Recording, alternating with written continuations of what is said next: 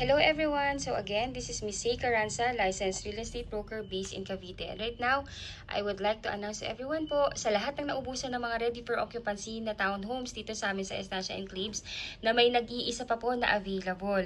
Please grab this chance po kasi hindi ko na po alam kung kailan pa po magkakaroon. And itong unit po na available na ito ay nandun sa pinakamagandang phase ng Estancia Enclaves. So by the way, to my new viewers po and to my new followers, ayun po, kung hindi pa po kayo familiar sa mga vlogs ko about sa mga pabahay natin dito sa Cavite. So itong si Estancia Enclaves, ito po yung isa sa mga magagandang option na pwede ninyong kuhanan ng inyong family home dito sa Pilipinas. Number one, si Estancia Enclaves is only located po along highway ng Antero Soriano Road. So specifically, ang address po nito is located in Barangay Halayhay, Tansa, Cavite. Along highway lang po ito ng Antero Soriano Road, which is ito yung main highway ng Tansa na nagko-connect going Centennial Road na papuntang Cavitex, papuntang Coastal Road, Panaiya, and Pamanila po. So, ito lang po yung subdivision na yan. So, paglabas nyo ng subdivision, may mga buses na diretso going PTEX Terminal, may mga UB Express going Mall of Asia, going SM Bacoor, Pasapote Las Piñas. 24/7 po ang access dito. Kaya napakarami pong mga kababayan natin na gustong-gusto na dito bumili ng property. Kasi number one nga po, super commuter friendly. Biruin nyo po, bababa na lang po kayo ng bus or ng UB Express or ng jeep. Then, walkable na yung inyong subdivision. Dito po sa labas ng subdivision natin, may mga toda na po dyan ng tricycle. So, sabihin nyo lang yung face ninyo, pahatid kayo. Or pwede nyo rin lakarin. Mga 300 to 400 meters lang po yung walk from the main highway po. So, ayun po. So, before further ado, again, I'm Miss Say Caranza. I'm the licensed real estate broker based in Cavite. Ayun po. And if you are new to my channel, please do me a big favor. Please subscribe and hit the bell button found at the lower right of this video screen. Ayun po. So, ayun. So, nasan ba yung unit na sinasabi ko? Ayun. So, ayun po. Ito yung phase ng available natin na townhome. So, nag-iisa na lang po ito ha. As in, nag-iisa na lang. Ayun. So, pakita ko yung master plan ng subdivision natin. So, ito po yung phase ng townhomes. Then, ito po kasi mga bagong phase natin. Ayan. So, kung kailangan nyo ng ready for occupancy na affordable na tipong 2.6 lang, ito na yun mismo. Complete finish with tiles na yan. 3 bedrooms, 2 toilet and bath, 1 car garage with provision for dirty kitchen and laundry area sa likod. Ayun, then 50 square meter ang lot area and 55 square meter ang floor area. So, ayan, diretso na po tayo. So, ito yung main avenue ng ating subdivision. So, diretso lang yan. Ayan po, then may mga house dito, then sa kabila, yung kabilang face. Ayan, so diretso lang po. Then may rotonda dito. Itong kabilang papunta dito is going here. And itong kabila is papunta na mismo sa phase ng ating ready for occupancy na townhomes. Actually po, itong phase na to yung pinakamaganda. Why po? Kasi tinan nyo po, ito po yung gate ng phase. Then paglabas, ito na yung amenities. Diyan po itatayo mismo. So dito po ilalagay yung clubhouse, adult pool, kiddie pool, playground, chapel, pati po basketball court. So ayun, so malapit yung inyong mga anak kung may mga kids na kayo, and kung kayo po ay mga outdoor din po, mahilig mag-walk or mag-exercise or may mga bisita lagi, yung mga recreational activity, malapit lang din na pupuntahan ninyo. Ito lang yung amenities. So ayun po. So ayan, diretso lang siya. That is Block 8 Lot 2. Block 8. Ayan. So, this is Block 8, Lot 2. Katabi siya ng corner lot. Nag-iisang unit na lang po yan. Ayan. So, this is Block 8, Lot 2. Ito na mismo yung unit. Ayun po. So, ayan. Ang kagandahan pa po dito, tinan nyo, 4 lang na unit na magkakatabi yan. So, maliit lang yung block. So, ayan po. Tinan nyo po. Ayan. Ito lang siya. Diretso. Ayan. So again, first reserve basis. If interested na kayong i-reserve, please let me know. My number is already posted in this video. Contact me directly. My number is already posted. You can contact me in my Philippine number, Viber, WhatsApp, and add nyo po ako sa Facebook para makilala nyo rin po ako. Ayun po, so ayun, so medyo mahaba na yung aking vlog. Yung aking isusunod na ipapakita is yung computation po ng ating unit. So, ayun po, if you are an OFW at wala sa Pilipinas at nais nang i-reserve yung inyong unit, all you need to do po is contact me now. Tapos, magtalaga lang po kayo ng inyong representative dito sa Pilipinas na siyang kakatawan sa inyo sa pag-purchase ng property nyo dito. Yung representative ninyo or SPA, siya po yung pipirma in behalf po ninyo sa pagkuha ng inyong bahay. So, ayun po, dapat po ang SPA ninyo is immediate family member like asawa, kapatid, anak, magulang, pinsan, in-laws, as long as immediate family members or second degree ng inyong family. Basta makikita yung ipilido, ika-ipilido nyo po, or ng inyong spouse. Ayun. Then, 21 to 55 years old po. Then, ayun po, bawal po ako. Baka po sabihin nyo, baka pwedeng ako na yung mag-representative. Bawal po ang broker. Bawal din ang kaibigan. Ayun.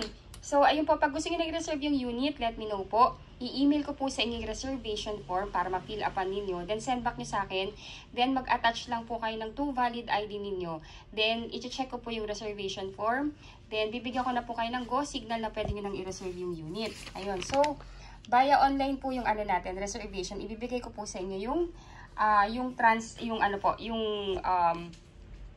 bank account ng aming sales officer para makapag-deposit po kayo doon. Then, after nyo makapag-deposit, i-comply nyo po yung mga ibang requirement na kailangan. So, i-discuss ko rin yun sa inyo.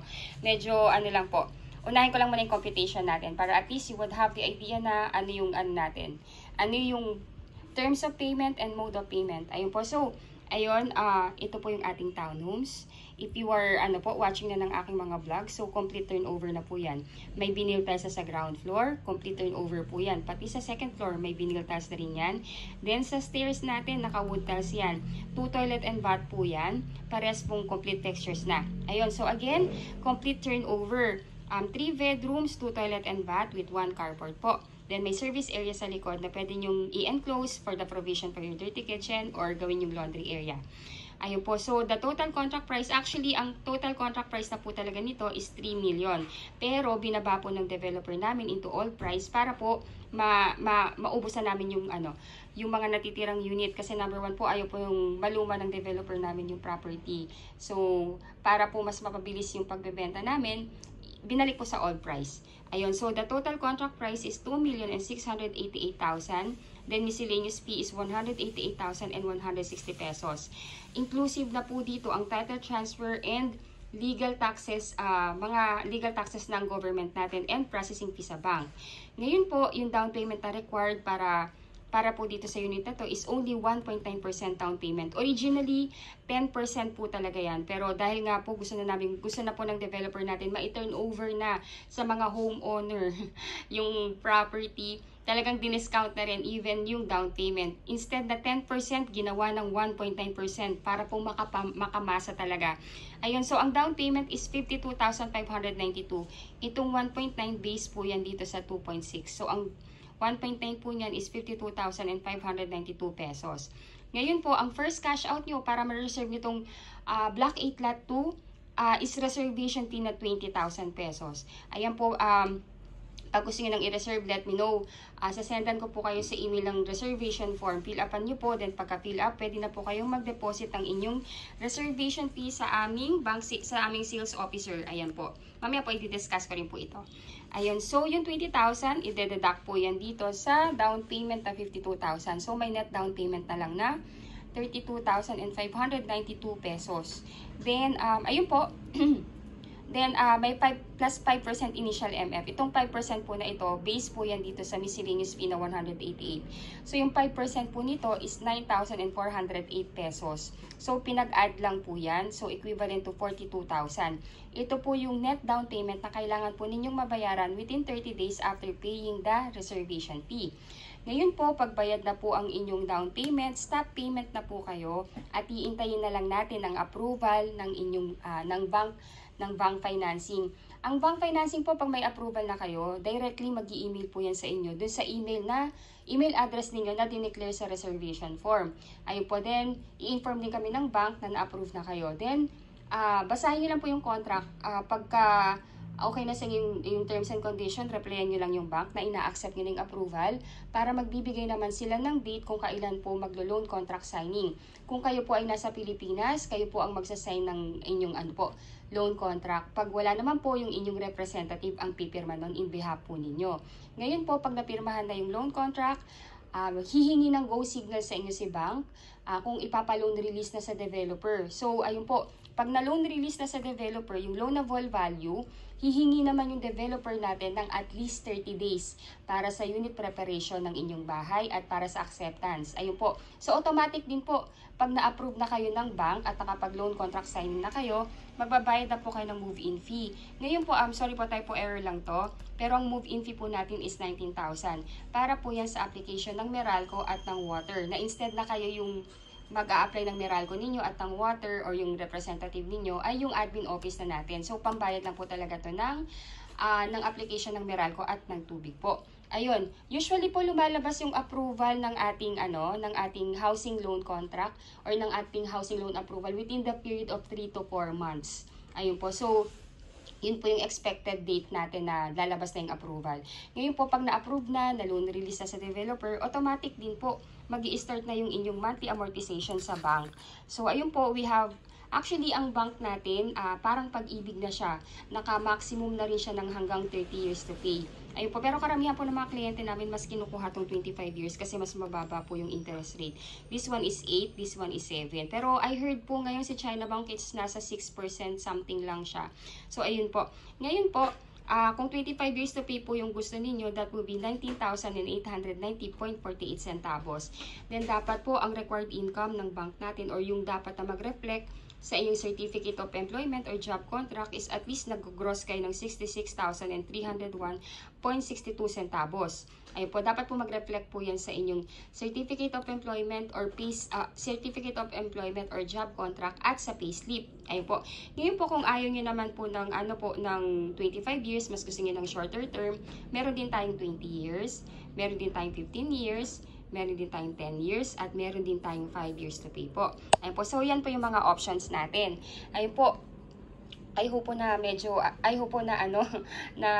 na-clear po yung aking explanation kasi minsan baka masyadong mabilis yung aking explanation po, pero as much as I can po, ginagawa ko talagang detalyado lahat ng presentation ko, lalo na sa vlog, since I believe po lahat po kayo nagwa-watch ng aking vlog to know everything. Kaya sa totoo lang po, mas ine-explain ko talaga yung procedure ng process ng pagkuha ng property from the computation and sa requirements para at least po smooth sailing and maganda po yung yung magiging process natin para lahat alam nyo po.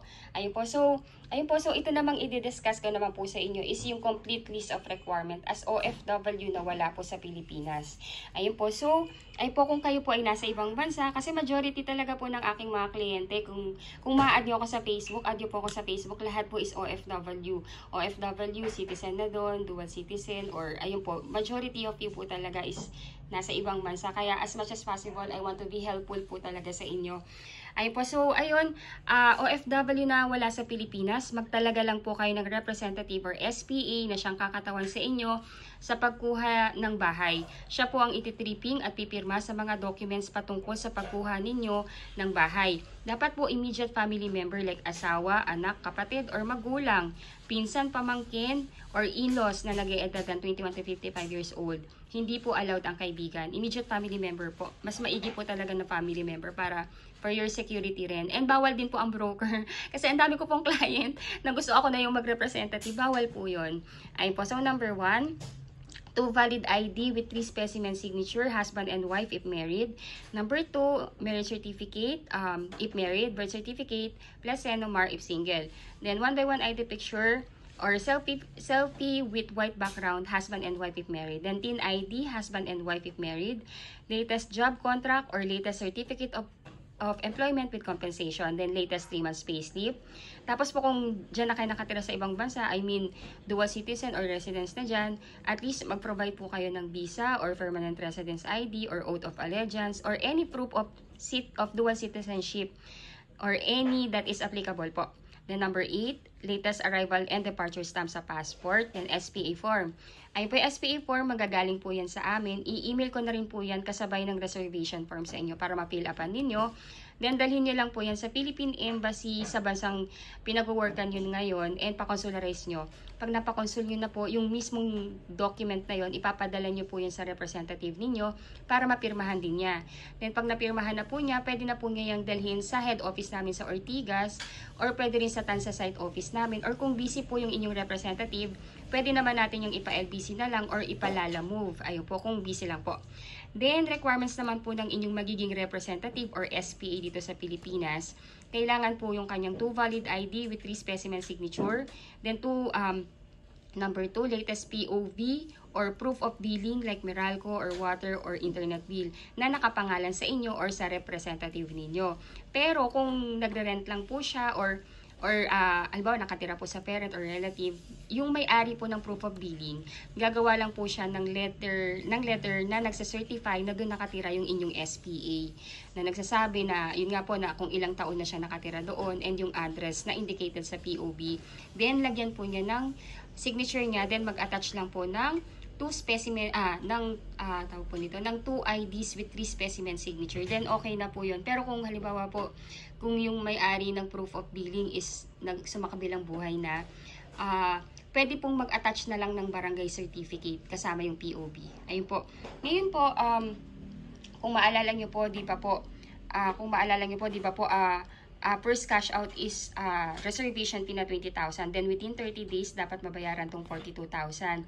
Ngayon po, kung ipapadala nyo na po ito sa inyong magiging representative, tong 42,000 cash, advise nyo po yung representative ninyo na pumunta in any bank of choice. Any bank of choice po, pwede siyang pumunta doon. Or kung saan po siya bank depositor, dalhin niya po tong 42,000 and pumunta siya sa customer service ng bank niya. Or lumapit siya sa guard, sasabihin niya po sa guard na gusto niyang ipa-convert yung cash niya into manager's check. Ayun po, ang mode of payment natin ng down payment is manager's check. Ayun po, so ayan po, manager's check, ang pay to order is Remolan Lands Inc. Bali, dalawang klaseng manager's check yung hihingin niya or ire-request niya sa bank na pagre-request na pagpapakonvertan niya ng cash into manager's check. Yung first MC or first manager's check, dapat po ang amount na nakalagay is 32,592. Yan po yung sa net down payment. Then yung second na na manager's checks, ang ipapalagay naman po niya is 9,408. Yan po yung sa initial MF po. Ayan po. Ngayon po, again po, ang ipapasulat sa cheque or doon sa manager's check na galing sa bangko ay pay to order to Remolan Lands Inc. Yan po yung developer natin. Ayan po. So, para may security rin kayo na alam ninyo na yung perang pinadala ninyo ay mapupunta sa developer natin. And para rin po kasi yan sa good credit standing po ninyo. Ayun po, Remolan Lands Inc. po. Ito po yung pangalan ng developer natin. By the way po, si Remolan Lands Inc. siya po yung may-ari din ng Rebisco at ng AUB Bank. Ayun po. So, just to name a few of the businesses ng ating developer. Ayun po. So, kung gusto niyo na pong mag-reserve, number 1 po, again, i-contact niyo po ako para masendan ko po kayo ng email sa email ninyo ng reservation form. And pagka nakapag-fill up na kayo ng form, pwede na kayo mag-reserve. Ito po yung bank account ng aming sales officer kay Ma'am Denise Ratak. Ngayon po, pag nakapag-transfer na po kayo ng inyong reservation fee, kindly screenshot po yung inyong proof of payment para po maibigay ko rin kay Ma'am Denise at mabigyan po tayo ng resibo. Ayun po. Thank you so much for watching. I hope po nakakatulong po ako sa inyo sa kaliwanagan sa pagkuha ng inyong property dito sa Pilipinas. Again, this is only 1 unit left. Block 8, Lot 2. Ayun po. So, ayun. Again, if you are new to my channel, please do me a big favor po. Please subscribe and hit the bell button found at the lower right of this video screen. Thank you so much for watching and bless you all po. Bye!